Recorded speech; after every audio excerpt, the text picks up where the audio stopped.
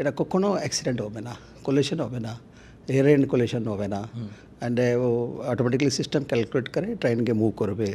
দেখুন না, আমরা we are trying another 4.5 try করছি। এখন তো মিনিমাম 6 মিনিট এডওয়েতে চলছে। রোজ হাজার হাজার নয়, লক্ষ লক্ষ মানুষজন কিন্তু কলকাতা মেট্রোতে চড়েন। এবার যারা এক জায়গা থেকে অন্য জায়গায় যান তারা যেমন খুব সহজেই পৌঁছে যান, অন্যদিকে তাদের মনে অনেক প্রশ্ন থাকে। এই ধরুন, মেট্রো লেট করছে কেন? অন্যদিকে তারা আবার এই প্রশ্নও করে যে যাক, নতুন একটা মেট্রো রুট হয়েছে, এখন আর বাসের ভাড়াটা অত লাগবে না, খুব সহজেই কিন্তু আমি এখান থেকে এখানে পৌঁছে যাব।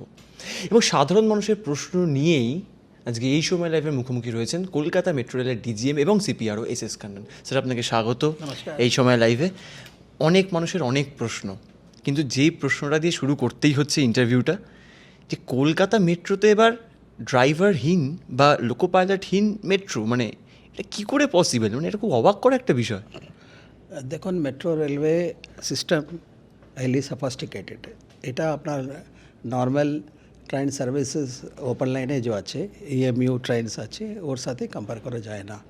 কারণ কি, I been issue in the beginning itself computer based train management system থাকে, ওর কন্টিনিউয়েশন এটা। কেন এটা ড্রাইভারলেস বলতে, একবারই ড্রাইভার থাকবে না বলে নেই, ড্রাইভার ওখানে থাকবে স্টার্টিং মেশিন, এটা তো মেশিন, মুভিং মেশিন, ওটা তো অন করতে হবে। তারপরে ডোর ক্লোজিং ইস্যুস দেখবে, এমার্জেন্সি অনবোর্ড অ্যানাউন্সমেন্টগুলো ড্রাইভার দেখবে। কিন্তু এটিওর অ্যাডভান্টেজ হবে যে এটা কখনো অ্যাক্সিডেন্ট হবে না, কোলিশন হবে না, এয়ার এন্ড কোলিশন হবে না, অ্যান্ড ও অটোমেটিকলি সিস্টেম ক্যালকুলেট করে ট্রেনকে মুভ করবে।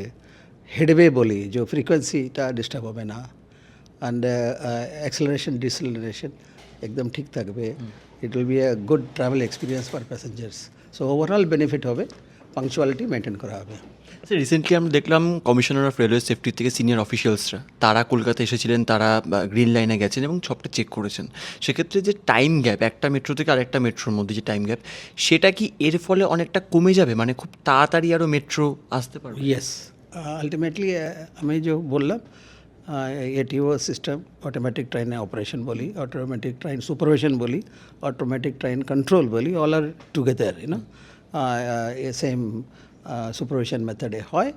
এটার বেনিফিটই এই কি এভরি মিনিট ইজ ইম্পর্টেন্ট। এই ম্যানুয়াল ইন্টারেকশন বলে অ্যাক্সেলারেশন ডিসেলারেশন যে ড্রাইভার করে, ওখানেও there may be a lag, time lag, কিন্তু এটিও কিন্তু everything it will take care. If you are calculating even minutes and seconds, finally it will be more beneficial in the long run, in a journey. কত minute কমতে পারে তাও?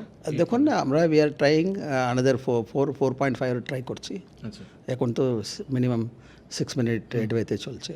Sir, অন্যদিকে আরেকটি একটা বড় সাফল্য দেখলাম আমরা, যেখানে টিভিএম দুর্গা কয়েকদিন আগেই ভিক্টোরিয়া মেমোরিয়াল হলে যে সামনে যে স্টেশন তৈরি হচ্ছে সেখান থেকে বেরিয়ে আসে, এবং এই যে টানেল বোরিং মেশিনের বেরিয়ে আসা, 1 বছর আগে 10ই জুলাই 2025 শুরু হয়েছিল কাজ, এবং একদিকে দুর্গা একদিকে দিব্যা কাজ করছে। সেখানে কি মনে করা হচ্ছে, এই যে জোকা থেকে স্প্ল্যানেডের যে সেকশনটি রয়েছে, কবের মধ্যে শুরু হতে পারে? বাই ডিসেম্বর 29 আমাদের টার্গেট আছে, ট্রেন সার্ভিসেস শুরু করে দেবো জোকা থেকে এসপ্ল্যানেড। অলরেডি মাঝেরহাট অবধি তো গাড়ি চলছে, সার্ভিসেস আছে, মাঝেরহাট থেকে এখানেও সার্ভিসেস স্টার্ট হয়ে যাবে আপ টু এসপ্ল্যানেড। স্যার, অন্যদিকে আমরা দেখতে পাচ্ছি শুধুমাত্র এই সেকশনটি নয়, আমরা জানি যে বড়নগর থেকে ব্যারাকপুর পর্যন্ত দীর্ঘদিন ধরে একটা মানুষের আশা ছিল, প্রত্যাশা ছিল যে সেখানকার মানুষজন মেট্রোতে ট্রাভেল করতে পারবেন। সেই বিষয়টা ঠিক কী? দেখুন, Baranagar to Barrackpore sanction project, pink line বলি আমরা।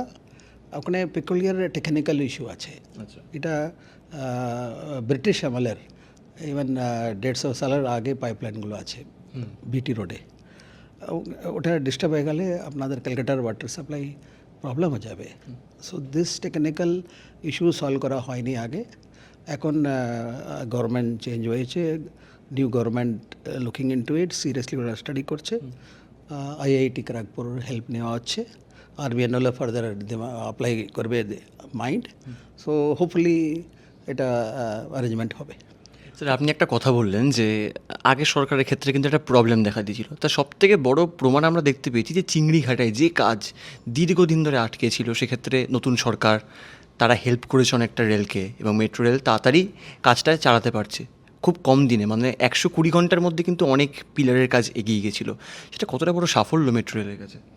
দেখুন, প্রজেক্ট ডিলে বলে টাইম ওভারান হয়, কস্ট ওভারান হয়, এটা তো ইনডাইরেক্টলি এভরিওয়্যার অ্যাফেক্টেড। আপনাদের people are deprived of the services also. So first is first, আগে হয়নি, এখন হচ্ছে। সো গ্রাউন্ড লেভেলে local authorities, government of West Bengal, they are helping us on a day to day basis, cooperating on a day to day basis. We are in touch, আমরা টাচে আছি, task force form হয়েছে। So in this scheme of arrangements থিংসগুলো proceed হচ্ছে। আমরা we will complete all incomplete projects. অন্যদিকে এই যে ইন্টারভিউটা স্টার্ট করার সময় একটা বললাম না যে মানুষের অনেক প্রশ্ন যে মেট্রো লেট কেন হচ্ছে। এই মেট্রো লেটের অন্যতম একটি কারণ হচ্ছে হঠাৎ করে ট্র্যাকের উপর অনেকে সুইসাইড অ্যাটেম্প করার চেষ্টা করেন। সেক্ষেত্রে আপনারা তৎক্ষণাৎ বিষয়টাকে দেখেন এবং রিকভারি করে আবার মেট্রো সার্ভিস নর্মাল করার চেষ্টা করেন। এই যে প্রবণতা ক্রমশ বৃদ্ধি পাচ্ছে, মেট্রো রেল কি শুধুমাত্র মাইকিং করে স্টেশনে সেইভাবেই প্রচার করবে, নাকি অন্য কোনো চিন্তা ভাবনা রয়েছে আপনাদের যে এই অ্যাটেম্পগুলো কী করে? দেখুন, suicide is a social issue, psychological issue. আমরা ড্রামা, টিভিতে, এফএমে প্রচার করেছি। আমরা এটা আপনাদেরও কাজ, পিপলকে বোঝাতে হবে। If somebody is attempting A suicide, metro services district হয়, डिसिप्ट वाले कॉलेज गोइंग, ऑफिस गोइंग, जो वर्कमैन कैटेगरी जो सर्विस जाए सबार अफेक्ट হয়, ट्रैवल अफेक्ट হয়, কেউ ট্রেন দৌড়বে, কেউ এরোপ্লেন দৌড়বে, সবার अफेक्ट হয়। সো আমি আপনাদের মাধ্যমে রিকোয়েস্ট করব, এরকম টেন্ডেন্সি থাকলে আপনি 2 মিনিট আগ বন্ধ করে চিন্তা ভাবনা করে দেখুন আমার জন্য কত লোক অ্যাফেক্টেড হবে। এসবগুলো সাইকোলজিক্যালি, সোশ্যালি এই চিন্তা ভাবনা করে অল্টার করতে হবে। তো অন্যদিকে দাঁড়িয়ে আরেকটি বিষয়, মেট্রো রেলে কিন্তু ফাইনটা বৃদ্ধি পেয়েছে, যে জনবিশ্বাস অ্যাক্ট, সেই বিষয়টা ঠিক কী? অনেকের মনে এই প্রশ্ন রয়েছে। দেখুন, জনবিশ্বাস অ্যাক্ট রিসেন্টলি হয়েছে। Metro railway Kolkata is directly administered by ministry of railways, government of India. বাকি মেট্রোগুলো পিপিপি মডেল। দেন এরকম যে মেট্রোর functioning, we avoid by the government of India rule, we follow every law of that land. And they are also following law of the land, but for us it's a typical government functioning. It is another government office. So we have to follow all the system, keeping social factor in mind. So Janvisas bill recently passed হয়েছে. It is basically promoting the trust-based governance and ease of living, and we trust the citizen. আমরা দেখুন, আগে জামানা হলো আমরা থ্রেটন করতে চাইছি না সিটিজেনকে। উই ট্রাস্ট সিটিজেন আপনারা নর্মাল বিহেভ করতে হবে, should be good citizen, co citizen feeling থাকতে হবে। এই জন্যে ওরা যখন ট্রাভেল করবে নিজে ফিল করতে হবে কি আমরা অন্য লোকে ডিস্টার্ব করবো না। যদি ইউটিউব দেখবেন, আপনি হেডফোন ইউজ করুন। সো আমরা স্পেসিফিক্যালি আমরা ওভাবে ক্যাটেগরাইজ করে নিই, everything will come under nuisance. So nuisance হিসাবে ইয়েস পেনাল্টি হবে, if they refuse penalty then next prosecution হবে। অল দোজ থিংস প্রভিশন আছে রুলে, but it is fundamentally it is a trust based governance. So আপনারাও নিজে ভেবে চিন্তা করে, you should not disturb others. Sir, আপনি বলছেন যে ইউ শুডন্ট ডিস্টার্ব আদার্স, মানে আমরা দেখতে পাই অনেক ক্ষেত্রে কিন্তু মেট্রোতে, ধরুন আমি ট্রাভেল করছি, আপনি ট্রাভেল করছেন, যে পাশের একজন মানুষ সে কোনো ভিডিও দেখছে, সাউন্ড একদম হাই, এবং সেক্ষেত্রে কিন্তু অনেকেই খুব বিরক্ত প্রকাশ করি। রিসেন্টলি চেন্নাই মেট্রোর ক্ষেত্রে একটি বিষয় দেখা গেছে যে যারা হেডফোন বা ইয়ারফোন ছাড়া এরকম গান শুনবে, রিলস দেখবে, তাদের ক্ষেত্রে একটা পেনাল্টি ধার্য করা হয়েছে। কলকাতা মেট্রোর ক্ষেত্রেও কি এরকম কিছু হবে? দেখুন, এখানে আগে বললাম আমি এটা চেন্নাই মেট্রোর যে প্রসিজার রুলস আমি পড়িনি, কিন্তু এখানে ইউটিউব বলে আমরা কোনো পেনাল্টি করিনি। এটা nuisance, any kind of nuisance. কেউ দরওয়াজা আপস্টার্ট করবে, প্যাসেঞ্জার মুভমেন্টকে ডিস্টার্ব করবে, ট্রেনে বসে চেঁচিয়ে কথা বলবে, या কাউকে অবজিউসিভ ল্যাঙ্গুয়েজ ইউজ করবে, and ইউটিউবে দেখে উইথাউট হেডফোন ডিস্টার্ব করবে, all will come under nuisance. So আমরা we are a very generic, যে নিউসেন্স আছে, any nuisance will attract penalty. Sir অন্যদিকে বা আবার একটু লাইনের দিকে ফিরে আসবো, এই যে চিংড়িঘাটা থেকে আমরা জানি যে এখন কাজ চলছে, অন্যদিকে আমরা জানি যে বা হলদিরামের ওখানে অর্থাৎ ভিআইপির ওখানে সেই কাজও দীর্ঘদিন ধরে আটকে ছিল, সেই কাজও শুরু হচ্ছে। তো বিষয়গুলো মানে খুব সহজে কলকাতা এয়ারপোর্ট থেকে একদম গড়িয়া পর্যন্ত এই স্টেজটা কবে শুরু হতে পারে?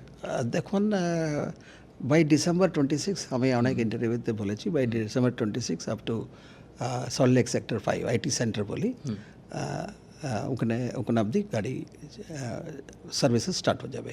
আচ্ছা, thereafter further another 6 to 8 months will go up to city centre, না then another 1 year thereafter আমরা এয়ারপোর্ট টার্গেট করছি, ট্রেন সার্ভিসেস আমরা চালাবো। সো বাই ডিসেম্বর 27 আশা করা যায়।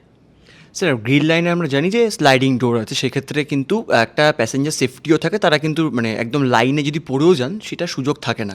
ব্লু লাইনের ক্ষেত্রে আমরা জানি অনেক পুরনো লাইন, সেক্ষেত্রে কখনো এই ভাবনা মেট্রো রেলের এসেছে যে যদি এখানেও ওরকম স্লাইডিং ডোর বসানো যায়, বা আমরা দেখেছি কালীঘাটে একটি রেলিং করে দেওয়া হয়েছে কিন্তু তাতে সেই অর্থে লাভ কিছু হয়নি। কালীঘাটেও এরকম আমরা বিভিন্ন সময় দেখেছি, এরকম বিভিন্ন অ্যাটেম্প্ট হয়েছে। সেক্ষেত্রে মেট্রো রেল অন্তত ব্লু লাইন নিয়ে কী ভাবছে সেফটির জন্য?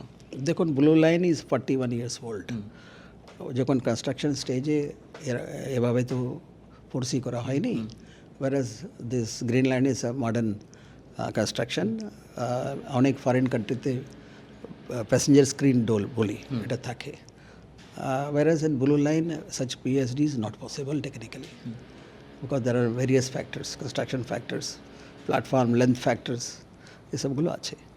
সো আমরা রিসেন্টলি যে ইনসিডেন্টগুলো হয়েছে আমাদের নোটিসে এসেছে, আমরা we are applying our mind কীভাবে অল্টারনেটিভ করা যায়। So we are trying globally technology কিছু অ্যাভেলেবেল আছে কিনা, will come out with some sort of solution we are planning thinking, but এখনও কোনো প্রপোজাল ইনিশিয়েট স্টেজে নেই, but we are seriously thinking on it. বারংবার এই একটা বক্তব্য সামনে আসে, ব্লু লাইন মানেই হচ্ছে মাত্রাতিরিক্ত ভিড়, প্রচুর ভিড়, অনেকে মেট্রো মিস করে, সেই নিয়ে আপনারা কি ভাবছেন? No, it is not the question of it. Blue line is a lifeline. Basically, among all line, blue line is a super hit connected up to Dakshineshwar. ওখান থেকে হাওড়া সাইড থেকে সবাই ওখানে রিভার ক্রস করে ওখানে চলে আসে। And IT centre Salt Lake IT centre connect হয়ে গেলে আশা করি গ্রিন লাইনে ওরকমই প্যাসেঞ্জার গ্রোথ হয়ে যাবে। And accordingly distribute হওয়ার চান্স আছে। When pink line all starts, all the line commissions, people will get distributed.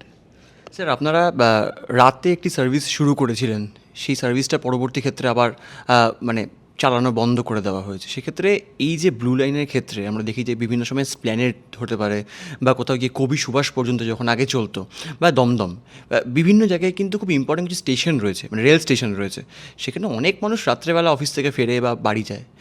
আবারও কি সেই রাতের সার্ভিস শুরু করার কোনো চিন্তা ভাবনা রয়েছে? দেখুন আমরা প্রপোজালগুলো পাই, মেজর ইন্টারচেঞ্জেস যে আপনি বলছেন দমদম আছেন, Sealdah, Howrah, Esplanade, they're all the major interchange points. So we are thinking, and we have to see our crew availability, we have to see our operational cost also, isn't it? If passengers are in a bigger number, we have to see the operational feasibility and viability also.